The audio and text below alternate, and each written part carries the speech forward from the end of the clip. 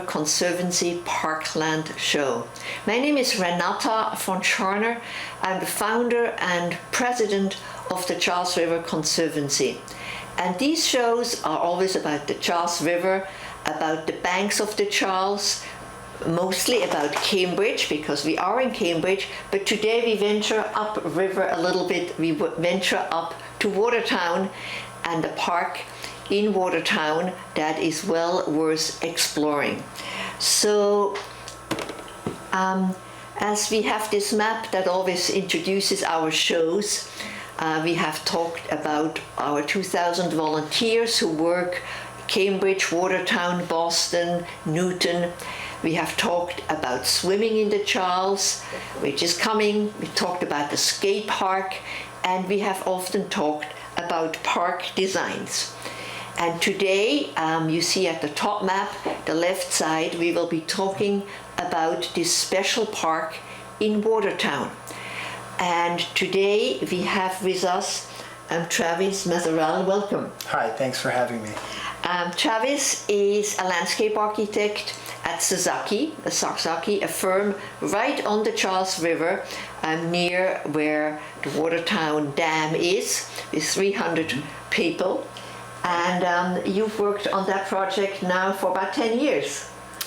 You've worked at Sasaki for 10 years. 10 years at yes. Sasaki. The project, probably the last 3 or 4 years, but there's a lot more history before I even got started on the project. Yeah. So tell us a bit of the history of that project and how it came about to be a very special one, what the goals were. It's a project near the Perkins Institute for the Blind, which very much influenced all the design decisions. Sure, absolutely. So I guess it came out of a master plan that was done in the early 2000s, and that sort of spurred actually the Solomon Fund reaching out to actually Herb Nolan at the Solomon Fund reaching out to Sasaki and Mark Dawson, who's the principal on this project, and asking us to team with them on a pro bono basis, seeing how he was a past employee. And of course Sasaki agreed. It was on our front doorstep, and happy to be a part of the project. Yeah, well, it's wonderful. I think we are lucky to have such talented and charitable design firms in our city. Well, thank you. Quite a few design firms in town have done that. So let's look at what the project goals were for that effort. Okay, so there was a few project goals right off the back that we identified with help from the Solomon Fund and just doing some site reconnaissance. The big ideas were to enhance pedestrian experience, strengthen connections between the neighborhood and the park, stabilize river banks, and provide access to the Charles River, and also to improve quality of pathways, enhance the ecological function of the park, and basically make a destination for all users, local and from afar. Yeah, and what the project goals don't list, but what the project will show to make it also a park that has something to offer for those who are visually impaired. Right. So that's, I think, yes. It makes it a very special project. Yeah. So let's look at how this park now looks after the renovation. It's absolutely a wonderful experience. The pathways are a very important part in how you get into the park. Right. So I should mention part of the reason this project has been successful was partially due to Perkins School and working with them, and their proximity to this park is important and actually will play a role in maintaining this park for time to come. What you're seeing here is sort of a cleaned up edge, new pathways, new concrete pavement. The existing condition was one of disrepair and segmented asphalt. It was too narrow. It wasn't a comfortable place to be because it was overgrown. Yeah. I love that vista because now suddenly you can see the water and enjoy the water. Is this lookout area, is that part of the project? Was that built? Yep, this was part of the project, and the idea was to get people out into the river so they're able to fish and relax and eat lunch and enjoy. Yeah. So now we're going to see of what you did to stabilize the shore. It looks very dramatic. These projects always look very dramatic because you really have to, as you did, stabilize here. Right. Tell us what we're seeing here with these fabrics, with these stones. Yeah. So this segment is at the Irving Street crossing that meets Charles River Road, and that opening you're seeing here was actually forested with invasive Norway maples, tree of heaven, and other plant material that are less desirable. So the idea was to open it up and to provide a sort of a stepping path down to the water's edge. So this was just us being on site, working with the contractor to place stones with DNC Construction and work through how we wanted this park to function. And those fabrics, did they stay in the ground? Did you leave those in for stabilization? Yes. So we reinforced the bank with stone, larger boulders, and then also the fabric would hold the soil back and allow vegetation to stabilize.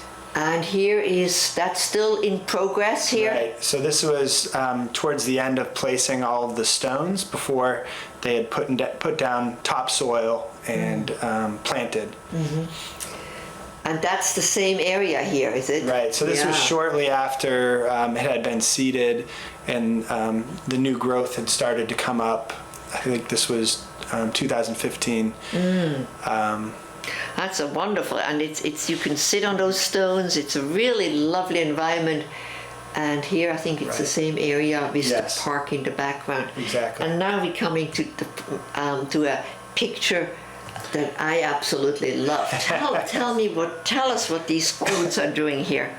So this was kind of a fun thing that happened in the process of removing invasive species and nuisance species, poison ivy, which was a concern of ours.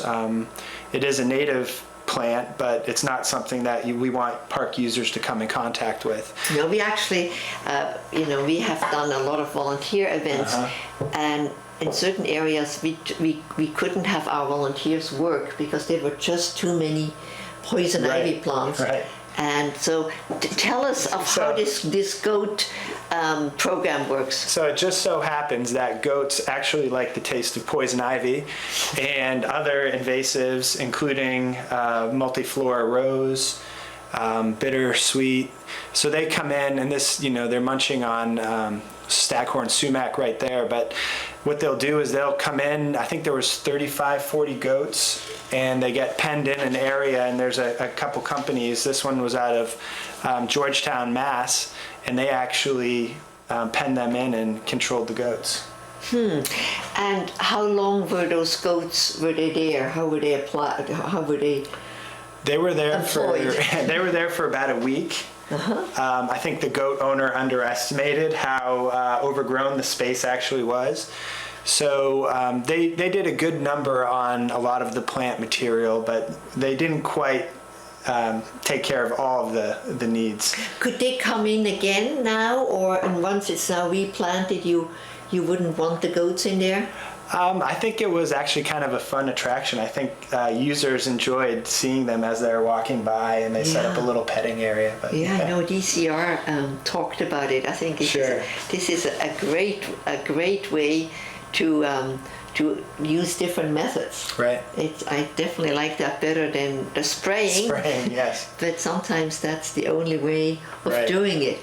Right. So let's look at some of the details of the park. There are some very interesting details here. Tell us about what the intention of those were.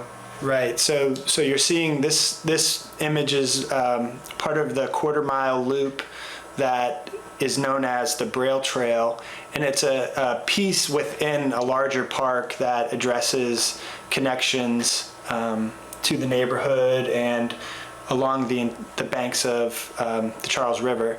So you can see these beads here which help to guide visually impaired users, and what they do is they indicate to a user that there's a seating opportunity nearby, across the way, or a park feature. These granite columns have messaging in the columns, both in written text and in Braille. Yeah. Now, explain to me of how was the Perkins School, how were they involved in the planning? Right. Because to build for blind people is not on every landscape architect's list of experiences. Right. So it was an interesting opportunity to actually be able to work with the Perkins School. I think as landscape architects, we do design for all abilities, and we try and be sensitive to all users' needs. But the involvement with the Perkins School gave us an opportunity to run our ideas by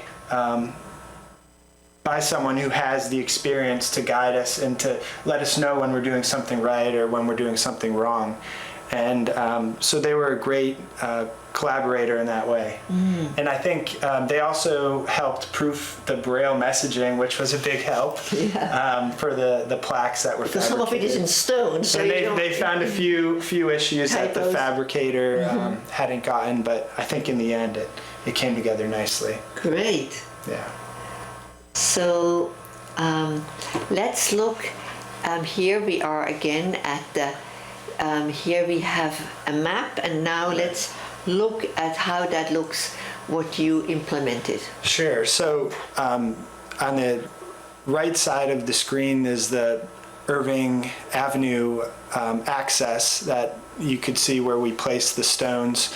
And that roadway was a direct connection up to the Perkins School, which is Irving. And in phase 2, which we'll talk about a little bit later, there's another main connection down to this park, but that feeds into what's known as the Braille Trail.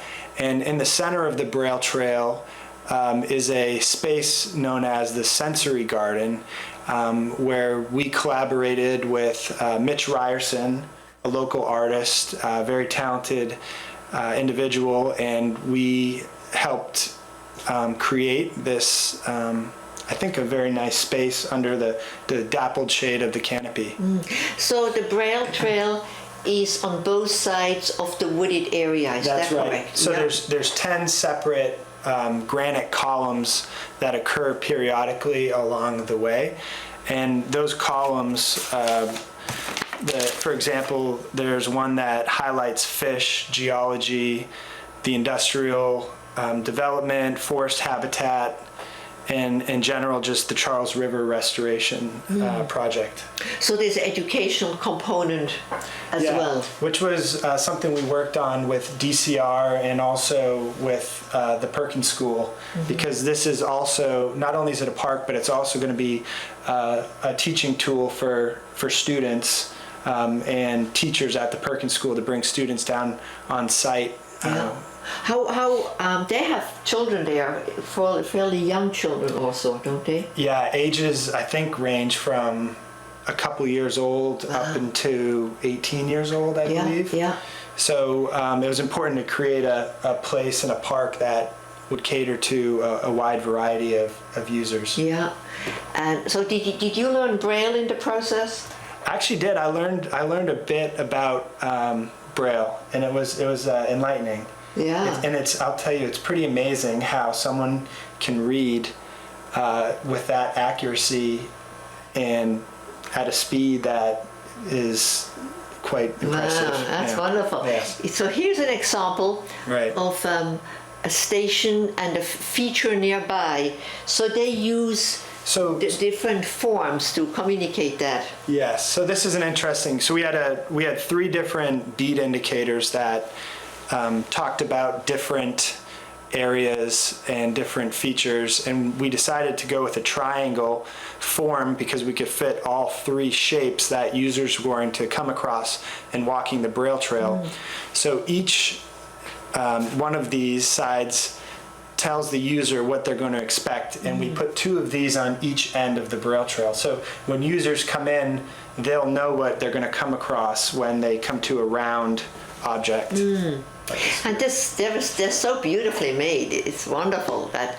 Yes. I mean, if you think of the parklands along the Charles, there are a lot of parts that are quite run down and awaiting for a great project like this one. So this really sets a whole new standards of craftsmanship and quality and thoughtfulness. Oh, thanks. Yeah. And we worked with our in-house graphics folks to sort of develop the size and did a mock-up on our laser printer in-house. But then we also, after we came up with the prototype, Mitch Ryerson executed these beads. As you'll see, the craftsmanship that he has is phenomenal. Yeah. And that is one of the granite posts that have educational messages on them. That's right. Yeah. So you can see this one, fish, and it just gives a brief description. And on the opposite side is the Braille, which might seem funny to someone who hasn't had these discussions with the Perkins School, but it's actually more ergonomic to lean your hand over the top of these signs and to work their way from the top or the low side back towards the reader. Interesting. Yeah, I mean, it's a different logic, isn't it? Right. Usually you see it on a flat plane, but this is actually preferred by folks who read Braille. Ah. And then you had other little educational components. So we had engravings done for some local species of animal that can be seen throughout the site. Yeah. And even the benches have a wonderful, whimsical and artistic quality to them. And these benches were created by Mitch Ryerson as well. We worked together to draw them up, and he ultimately was able to execute. Yeah. Which is nice to have on your side as a designer. Yeah. Now. So this picture focuses on the garden in the middle of that little wooded area. Right. So this is the sensory garden, and it's really the heart of this project. And it's a fairly informal place where people can gather and explore and take their young down to the site in sort of a safe environment. It's very accessible. There's a path that meanders through that's stone dust. You laying it out? Is that you there? No, that's not me. That's bioengineering. That's Jason Babowski, now Chester Engineers. He helped lay this out, but it was great. Mitch Ryerson again took the plans and we laid it out in the field. And, because we didn't have appropriate survey for what trees were located in what locations. Yeah. And then there are these wonderful elements that you can climb and some have engravings in them. Right. So this is all black locust that was reclaimed from a swamp actually, and Mitch Ryerson had a contact and approached him and bought this lumber, and it's not usable to most builders, but to Mitch as an artist, I think it was the right palette. And as people who know his work, he takes a lot of pride in it, and also the forms. So you can actually see a poem that Mitch wrote, and also so he wrote the poem as well? He wrote the poem. Oh, wow. And also it's shown in Braille as well, so it can be read both ways. And it invites play. There's a lot of opportunity to climb and hide and seek. Right, and then this is that same poem that got transcribed onto the marimba bench, which is another... A wooden xylophone, is that? Yes, it's actually tuned, and so you can play it, and there's drumsticks, and that's what's happening. Yes. Here are people playing it. And think of that in a public park. This is just wonderful to have those musical instruments. Right. Yeah. So you can play it, but then you can also touch it with the poem in it. Yes, and this is actually those drumsticks are actually the second version. The first set was already worn through by people. Wow. So it's been getting a lot of use. That's great. And there's an element there that I love, which kind of is a river element. Very, it feels like a very sturdy boat. Right. So it is a very sturdy boat. It's all black locust, and this was all built by Mitch Ryerson.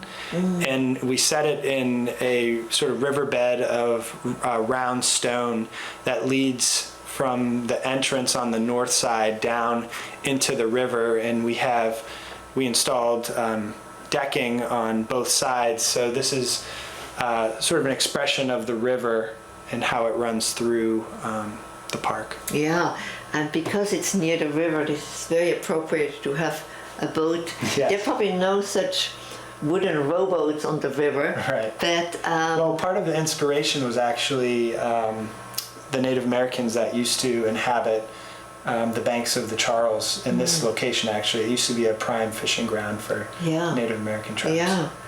So, so let's look a little bit more at this. This is already when it's open, so it's wheelchair accessible. Sure is, and actually the wood chips are engineered fiber, so technically that's an accessible surface as well. But I think it's easier to stay on the compacted pathway. Yeah, and behind to the left of the wheelchair, we see two boats. Is that correct? Yes, there's two boats, and they sort of start at a large boulder, which I think you can see in the next image, but a carved out boulder that's been smooth. I guess the boulder's right where this photo was taken.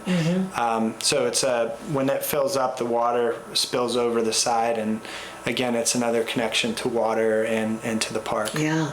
What I love about this park is of how much thought has gone into the surfaces and how carefully it has been executed. This is really, it's all very thought through, but it feels natural at the same time. So it's really a wonderful thing. So there was a close collaboration between you and the artist, it looks like. So I understand there's going to be a second phase. So what else is coming? So the second phase it's more towards the east. I think part of the spine that's already been installed is the aggregate walk that extends to the eastern extent. But we're going to have another overlook deck like the one we saw earlier. Lovely, yeah. Designed for the space, of course. And there's a couple other areas where we need to improve the eroded bank using stone, creating, revegetating, and also access to that river's edge, which is so crucial in an urban park to actually feel connected. Yeah. Now, I saw that Sasaki interns also worked on other spaces along the Charles River. Tell us about that program. So we had an internship program that I think we had 18 interns from the many disciplines at our office, and they worked together focusing on play, and they used the park as a setting to create a sort of a dynamic, reproducible prototype of play. So just trying to think outside of the typical playground. So they had a 2-week process, and we had a big celebration at our office. Wow, what a fun project to engage the interns in, and being right at your office. So they picked sites along the Charles River. That's right. And then we did a small installation on our back deck at our office. So we got to see one of the prototypes become realized. Well, playing and having fun is very much something that the Conservancy is advocating. Every Sunday afternoon in the summer we have Sunday parkland games. Great. Obviously the skate park is a playful environment. We are working on bringing swimming back, and there are already some exercise stations that DCR has installed on both sides of the river. So I think this is a wonderful way to do that. Now I want also, I'd like you to speak. Let me see, I have a bit of a need to make sure I get to the right. Okay. So we have the list of people that were involved. Tell us a little bit who the team was behind this effort. So there's a long list of contributors to this project, and it's in my experience is more the design facing folks, but there's DCR, of course, Solomon Fund, Town of Watertown, Perkins School, countless groups, community groups, Herb Nolan, of course, Dan Driscoll, Richard Scott, and Rick Corsi. Stephen Rothstein at the Perkins School at the time, he was the president. Chris Hayward played a role. Good, we're going to run out of time, so we have the list here and you can see this on. So I want to thank you for coming today. Thanks for having me. And we will hope to do more work with Sasaki. You're doing a wonderful